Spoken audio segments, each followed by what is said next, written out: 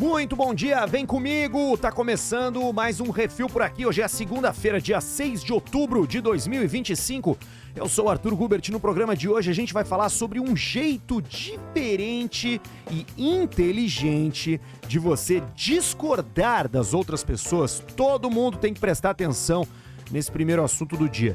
Tem também os milionários que há 16 anos pagam menos impostos do que os assalariados aqui no Brasil.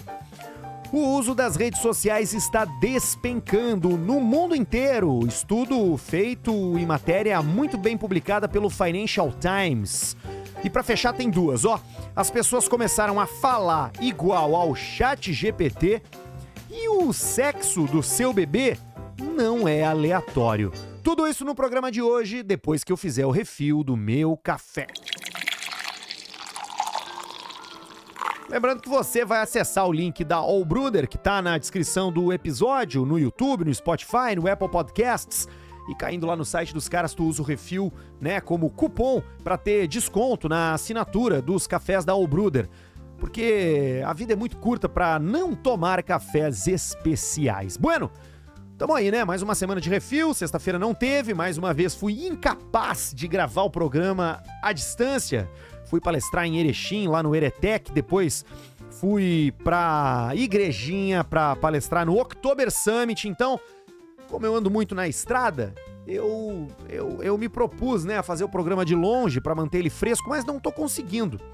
Mas vou ter que conseguir, porque hoje tô indo a Floripa. Tem um evento do Sebrae lá, onde eu vou participar até quarta-feira, então vai ter que ter programa. E pode ter certeza que eu vou dar um jeito. Dessa vez não escapa, beleza? Bueno, vamos falar disso aqui que é muito interessante, tá? É uma matéria do Harvard Business Review que traz insights sobre discordar de uma maneira inteligente. Então assim, vamos lá. Talvez esse seja uma característica constante no mundo de hoje, A gente discorda das pessoas. De hoje não, sempre foi assim. As pessoas sempre discordaram, as pessoas sempre vão discordar. Isso é uma coisa maravilhosa. Mas vamos lá, hoje na era do eu tenho mais razão que você, acaba virando briga, Então, eu acho que é um assunto que a gente precisa olhar com alguma atenção, porque para dar um exemplo do mundo corporativo, do mundo comercial, empresas que pensam igual demais acabam errando juntas. E a divergência é o motor da inovação, Mas o problema não está em discordar, é como a gente discorda. E segundo esse estudo que eu encontrei lá no Harvard Business Review, a chave não está em pensar positivo e nem tentar sentir empatia, e sim em mudar o jeito de falar. Os pesquisadores Julia Minson, Han Collins e Michael Yeomans descobriram que os conselhos clássicos esses, na hora de expor uma opinião contrária, tipo, coloque-se no lugar do outro, tenha empatia, tente entender, funcionam mal, porque ninguém pode ver como você se sente ou como você pensa. O que os outros percebem é a linguagem que a gente usa. E num experimento com mais de 1.000 pessoas, os participantes que receberam instruções sobre quais palavras e frases usar durante um conflito foram vistos como mais inteligentes, mais razoáveis e mais confiáveis do que aquelas pessoas que apenas tentaram ser empáticas. Em outras palavras, não basta ter boa intenção, é preciso demonstrar com clareza. Os pesquisadores chamam isso de fechar 2 gaps, Fechar 2 espaços. O gap da intenção e do comportamento, que é quando você quer ser respeitoso, mas acaba interrompendo o outro. E o gap da intenção e comportamento, que é quando você quer ser respeitoso. E o gap da percepção, que é quando você tenta ser curioso, mas acaba soando sarcástico, entendeu? Então a gente tem 2 problemas aqui, O cara que quer parecer respeitoso, mas interrompe demais, e o cara que quer parecer curioso com o que o outro tá pensando, mas acaba parecendo sarcástico demais. Então, esse estudo sugere algumas táticas de linguagem bem simples para melhorar o diálogo e se fazer entender, apesar de pensar de maneira completamente diferente do outro. Vamos lá. Sinalizar curiosidade, né? Porque parece que você tá interessado na ideia do outro e isso acaba deixando o outro à vontade para ouvir o que você tem a dizer. De uma maneira bem básica, assim, quando alguém demonstra curiosidade com o que a gente pensa, por mais que seja diferente do que o outro pensa, isso abre as defesas e você se sente menos tentado a reagir com agressividade. Tem outra coisa interessante aqui, ó, que é reconhecer o outro lado, né? Então, você reconhece o que a pessoa tá dizendo, né? Ó, eu sei que o que tu pensa é completamente diferente de mim e eu entendo a sua forma de pensar. Isso também desarma aquela pessoa que você tá tentando manter uma conversa. Outra dica é encontrar um terreno comum. Tipo assim, nós dois queremos o mesmo resultado. Apesar das nossas opiniões serem opostas, eu tenho certeza que a sua intenção é parecida com a minha. Sacou? Uma jogada de linguagem. E as duas últimas aqui, ó, admitir incerteza, né? Tipo assim, ó, reconheço que talvez exista outra maneira da gente olhar pra esse assunto. E também contar histórias pessoais, né? Porque isso acaba gerando mais confiança no próximo do que ficar despejando argumentos, despejando dados. Na verdade, o que a gente tá falando aqui não é que discordar seja um problema, é a maneira como a gente acaba discordando. Porque quando entramos numa discussão, a gente acaba querendo tentar provar o nosso ponto a todo custo. Porque ganhar uma discussão é tipo ganhar uma luta de boxe, né? É a nossa honra que tá em jogo, é a nossa verdade que tá em jogo. Então, se a gente conseguir discordar usando palavras diferentes, né? Admitindo incerteza, usando exemplos pessoais, encontrando um terreno comum, reconhecendo que o outro também tem uma opinião válida e sinalizando curiosidade, a chance da gente ser percebido como uma pessoa legal e talvez até que vale a pena ser convencido é muito maior, porque o problema é quando a conversa vira guerra, né? E isso costuma começar por uma palavra mal escolhida. Saca só essa aqui, ó. No Brasil, quem ganha menos, paga mais. Estudo fresquinho, tá? Do Sindifisco Nacional revelou que há 16 anos, trabalhadores assalariados brasileiros pagam mais imposto de renda do que os milionários. A diferença média chega a 6,23%. A diferença média, ou seja, muita gente paga muito mais do que isso, né? E o motivo está no coração do sistema tributário. Ele deixa de ser progressivo exatamente aonde deveria começar a pesar mais, que é no topo. Esse estudo comparou quem ganha a partir de R$6 mil por mês com os chamados super ricos, que são pessoas que ganham mais ou menos R$340 mil todos os meses, ok? Agora vamos falar um pouco de economia, tá? A alíquota efetiva dos assalariados de classe média é de 11,41%, enquanto a alíquota de impostos dos milionários despenca para 5%. Caramba, velho. A explicação é simples. Lucros e dividendos são isentos de impostos desde 1996. E quem é que tem lucro e dividendo? Quem tem dinheiro aplicado, ou seja, quem é milionário. Os lucros das ações, das participações, dos investimentos desses caras estão isentos de impostos. Então, acaba pagando mais na fonte quem recebe salário. Em 2023, esses rendimentos dos milionários aí chegaram a 700 bilhões no Brasil. Enquanto os mais ricos declaram lucros sem pagar impostos, os trabalhadores de CLT veem o desconto saindo direto da folha. O Sindifisco classifica o modelo como um dos mais injustos do mundo e defende que a reforma do imposto de renda em discussão no Congresso só vai fazer sentido se tributar lucros e dividendos, como já acontece na maioria dos países. E vamos lá, tá? Isso aqui pega pouquíssima gente no nosso país. Pouquíssima mesmo, né? Tu que tá aí ganhando, sei lá, 15, 20, 30 mil e pensando que é rico, fica tranquilo, não tem nada a ver contigo, irmão. Tu é rico plus, tá ligado? Tu não é rico merda nenhuma.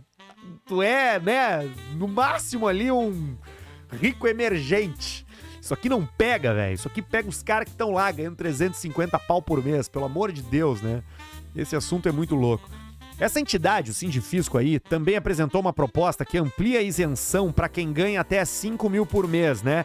E ajusta a tabela pela inflação. Esse assunto tá rolando no noticiário, você já deve ter visto por aí. A meta é bem simples, é garantir que ninguém com renda milionária pague proporcionalmente menos do que quem depende do contra-cheque. O Brasil é um dos poucos países onde o topo da pirâmide paga menos do que a base, tá? Enquanto o sistema continuar premiando capital e punindo o trabalho, o imposto de renda vai seguir sendo um espelho perfeito da desigualdade brasileira. Eu sugeri aqui alguns dias atrás nesse programa o livro Coisa de Rico, do Michel Alcoforado. Vale a pena você ler, tá? Porque não tem a ver com luta de classe, tem a ver com como o brasileiro se enxerga. A gente não diz que é rico. O cara que é rico, e aí agora não tô falando dos que ganham 350 mil por mês, tô falando do cara que ganha 50 mil, 60, 70, ele não se reconhece como rico, porque o brasileiro sempre enxerga a riqueza mais distante de si. Se o cara já tem 2 carros na garagem, filho no colégio particular, mora num condomínio fechado, só usa roupa de marca, tem empregada, faxineira, cozinheira, mas o outro tem jatinho, pra esse primeiro, ser rico é ter jatinho e não ter tudo que ele já tem. Então, quando a gente fala de riqueza no Brasil, a gente está falando de uma identidade completamente deturpada pelo desejo de possuir bens, que, na minha opinião, é uma das coisas mais cafonas que existem. Mais cafona que isso é só a CEO de MEI reclamando de taxação de imposto para quem ganha milhões. É ridículo demais. Agora vamos falar de tempo de tela nas redes sociais, ó. Porque depois de mais de uma década de crescimento ininterrupto, o tempo gasto nas redes sociais está caindo, e está caindo rápido. Um estudo global da GWY, com mais de 250 mil pessoas em 50 países do mundo, mostrou que o uso diário médio ficou em 2 horas e 20 por dia em 2024, quase 10% menor do que o tempo de tela em 2022.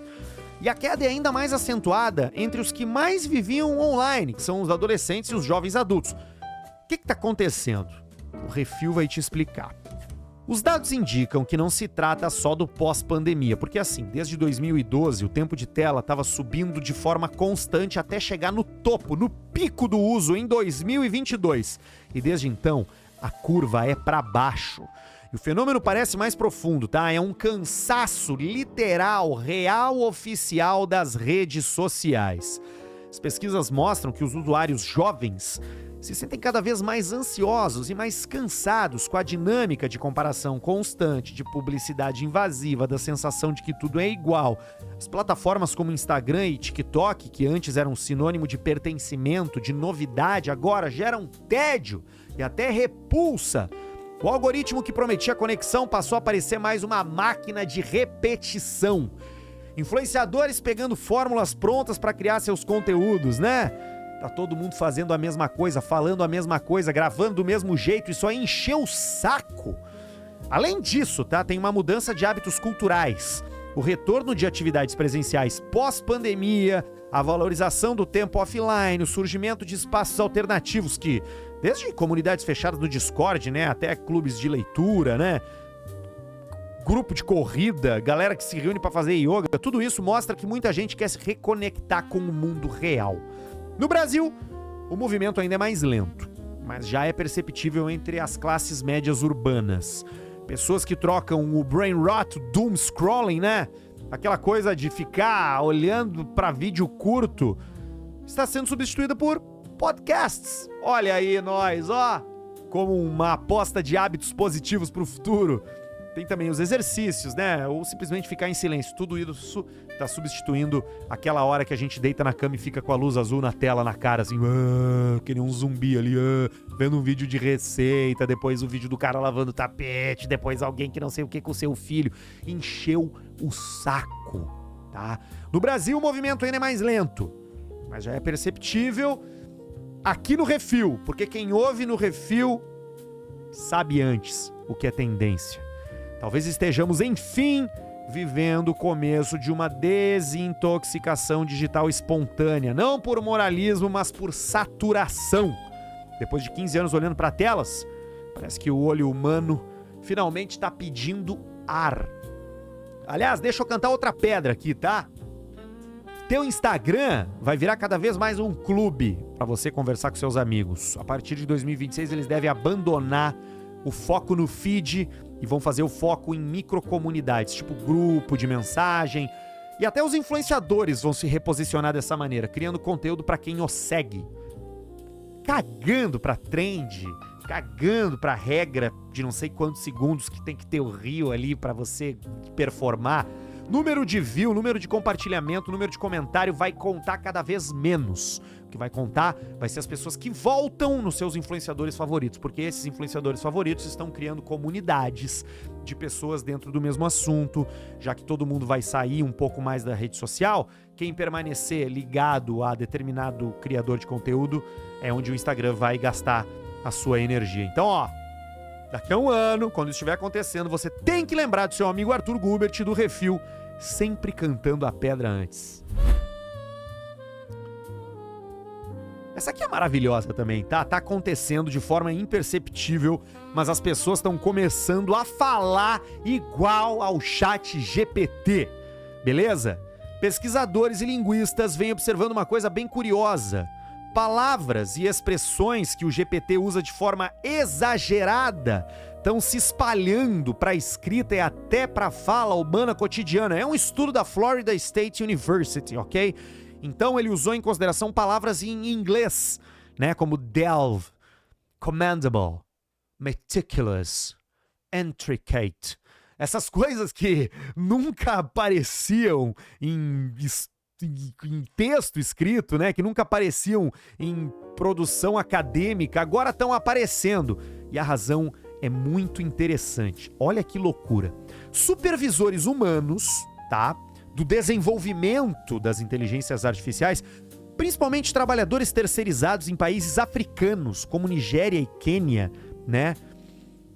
São os responsáveis pelo ChatGPT usar e repetir termos como esses que eu mencionei em inglês, delve, commendable, meticulous, intricate, porque essas palavras são populares nesses países africanos, como Nigéria e Quênia, aonde seres humanos supervisionavam o desenvolvimento da tecnologia do ChatGPT. Então, essas palavras acabam se tornando mais comuns, geradas pela IA. E olha que loucura! Desde 2002, essa palavrinha que eu mencionei ali, delve, teve um aumento de 10 vezes em artigo científico. Em julho, uma pesquisa citada pela Scientific American mostrou que essa palavra começou a aparecer também com mais frequência em conversas faladas espontaneamente, ou seja, não é só a máquina falando, a gente está repetindo o que ela diz. Isso acontece porque o cérebro humano é moldado pela frequência que ele se relaciona com palavras. Quanto mais vezes a gente lê ou ouve uma, mais natural ela se torna pra gente. E com bilhões de textos, posts e e-mails escritos com a ajuda da IA, o idioma global começa a se alinhar com esse dialeto algorítmico. O fenômeno em si não é um problema linguístico, né? Porque toda língua muda, mas é um alerta cultural. A IA não está apenas escrevendo como a gente está começando a pensar como ela. E hoje não é só delve, né? Amanhã pode ser algo mais sutil, um viés político, uma forma de enxergar o mundo, um tom emocional, uma opinião a respeito de um assunto polêmico. Porque a linha entre o humano e o artificial está se dissolvendo, amigos, palavra por palavra.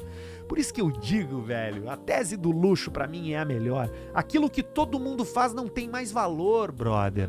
Durante muito tempo, vou dar um outro exemplo pra conectar com esse assunto, mas durante muito tempo comer no McDonald's era coisa de rico, não era? Lembra? Quando tu era moleque, teu pai te levava pra comer Big Mac no aniversário, sei lá, uma ocasião especial. Hoje não. Se você olha nos Estados Unidos e no Brasil também, os bairros aonde tem McDonald's são os bairros onde estão as pessoas com nível cultural mais baixo. Ou seja, comer Mac deixou de ser coisa de rico para se tornar coisa de pobre, para falar em termos grossos, gerais, para todo mundo entender. E a mesma coisa é o ChatGPT. ChatGPT ligeirinho tá se tornando coisa de gente burra, de gente ignorante, de gente com nível cultural baixo, porque todo mundo tem acesso. E o que se torna coisa de gente inteligente, de gente rica, é você ser capaz de pensar com a própria cabeça, escrever com as próprias palavras e formar a sua própria opinião. Ai, ai, ai. Pra fechar, uma de ciência aqui, ó. Durante décadas acreditou-se que o gênero, que o sexo do bebê era definido pelo acaso. Tipo uma moeda, né? Que a gente joga pra cima e tem 50% de chance de dar menino ou menina. Mas um novo estudo publicado na Science Advances sugere que essa moedinha aí, na verdade, é viciada. E de forma diferente para cada família. Essa pesquisa de Harvard analisou 146 mil gravidezes de 58 mil mulheres ao longo de quase 60 anos. E eles descobriram que alguns fatores, como a idade da mãe, a genética, até o sexo dos filhos anteriores, influenciam nas chances de nascer menino ou menina. Por exemplo, mães que já têm meninas têm 58% de chance de ter uma outra menina.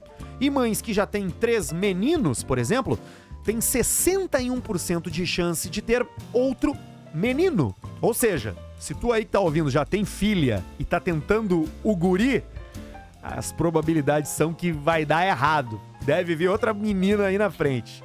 A idade da mãe também parece pesar, tá? Porque mulheres que começaram a ter filhos depois dos 28 anos mostram uma tendência maior de ter ou só meninos ou só meninas. Tem menos variação no sexo das crianças. Segundo o autor principal lá de Harvard, o Jorge Chavarro, isso pode ter a ver com mudanças biológicas sutis, como variação no pH da vagina da mulher, que acaba afetando a sobrevivência dos espermatozoides que carregam o cromossomo Y, né? Além disso, cientistas identificaram 2 genes relacionados à propensão de ter filhos de um único sexo. Ainda não se sabe o motivo dessa correlação, mas o achado abre espaço para novas pesquisas. E, curiosamente, o estudo também mostrou que os pais têm mais chance de parar de ter filhos assim que tem um casal. O que sugere um componente cultural na decisão genética. Tipo assim, já tive um menino, tive uma menina, agora eu vou fechar a fábrica. Embora fatores como raça, tipo sanguíneo ou altura não tenham influência significativa, os pesquisadores destacam que o grupo estudado, que era formado por 95% de mulheres brancas e enfermeiras, pode limitar a generalização dos resultados, mas a conclusão é poética e biológica ao mesmo tempo, né? Porque cada família pode lançar sua própria moedinha genética com um leve desequilíbrio que vai atravessar gerações. Então, no próximo Chá Revelação, talvez já exista uma tendência.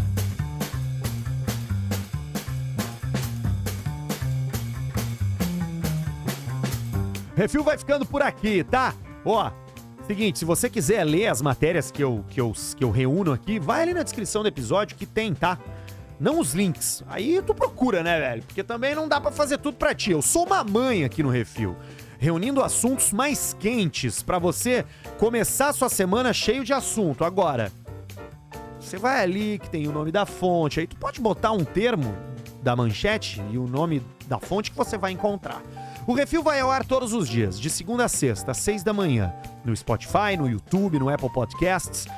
Nas plataformas de áudio, tipo Apple Podcast, Spotify, você pode seguir e compartilhar. Dá uma nota, comentar, eu leio tudo, beleza? E também no YouTube, né? Se inscreve no canal, deixa o like e vamos ser felizes juntos, porque eu tô aqui pra agregar informação no seu repertório e te tornar uma pessoa muito mais interessante pro date, pro almoço da firma, pro grupo da família. Eu quero que você saia daqui uma pessoa muito mais legal. E mais importante, cheio de assunto. Amanhã tem mais Refil.